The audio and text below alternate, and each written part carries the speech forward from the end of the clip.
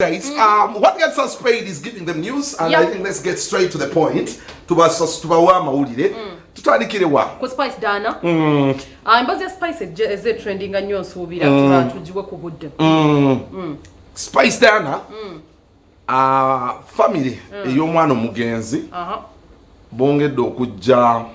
bongedde okwongera okulumiza Spice Dana okubaako kyakola muganda abo bongedde okuba nti bakiteekamu kamulali omugenzi nnondo abatamutegedde ate mwirabira nti gyebuvuddeko tubadde mu ntalo za managers Roger ne Spice Dana ku nsonga ezigambibwa nti waliwo omwana yattibwa mu maka gaabwe wabula bo ne bagamba nti ono yali mubbi era yattibwa bweru wa kikomera ab'ekika ky'omuvubuka ono bongedde okuba nga bakiwakanyiza ddala era nga bo bagamba nti Spice Dana ne manager Roger bambika Spice asandagadde kubanga ate ekyo kikutuukako nekyatuukawo anyway tetulina kyakola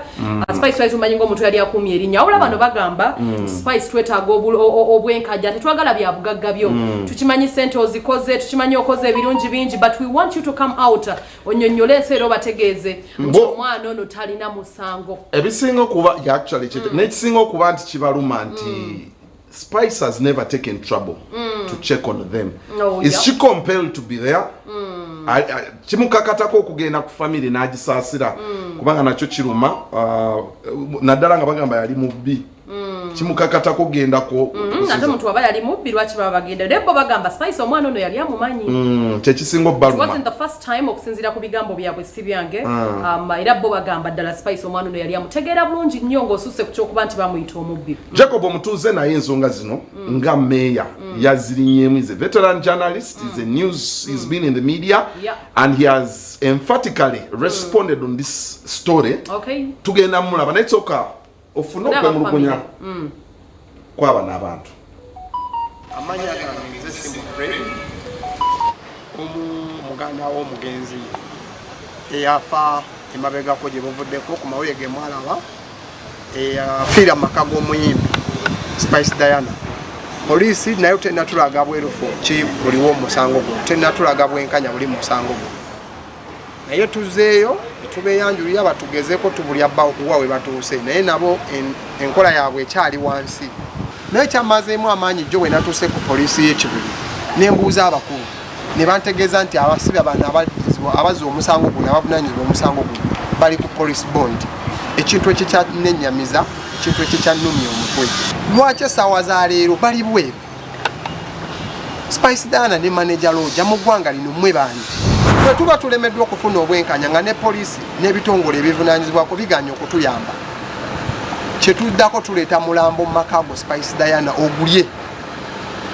wamutta omwagala kumulya tuguleeta nnyabo netegereza bulungi Spice Diana tuleeta mulambo mu makaago kuba tugezezaako okugoberera layini ey'amateeka naye tulemeddwa Spice Diana ne manager Roger yonna gye muli ife tetubanoonyaamu bugagga nga mmwe mubyogera mutandise okubiisa Spice mwatta omwana n'obujulizi we buli evidence we ziri Spice Diana gwe mwennyini oyina amaloboozi go ng'otegeeza banna security ebyaliwo tugalina agalaga nti omwana ono yafa wuli naffe kye tukwagaza kiri ekintu kimu Roger gy'oli Spice gy'oli tukwagaza ekintu kimu vaayo bulukolokolo ojje waka omitinge famire yaffe oba famire y'omwana ono ogyetondere Spice Diana bwe nga bw'oli mugamba nti tulwanyisa tutumulyo si bwe kirima tetulina bugagga bwe tukwagalako naye twagala ojja obuulire nsi eno omwana yafaaki era lwaki kyaliwo lwaki kyakolebwa bonna amala okutwetondera tetulina kye tukwagaza naye bw'ona oba oganya okukola ekyo ng'okyalemedde weefudde nampulira zino omulambo gulinde ku geeti yo gujja n'omusajja omu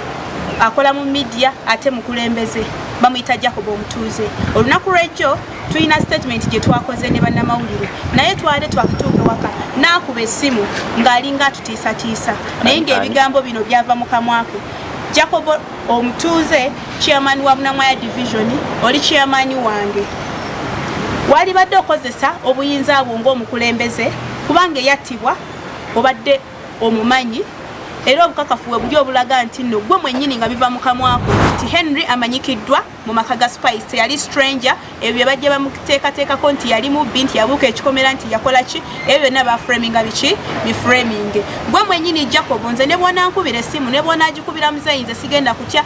kozesa ofisi yo ng'omukulembeze ate okose ofisi yo nga media tewasobola kikola kati kankuyambeko wajja mwennyini bwe twali ku crime scene n'ogamba nti amazima galina okuvaayo the following day nga tugenze ku ofisi ya IO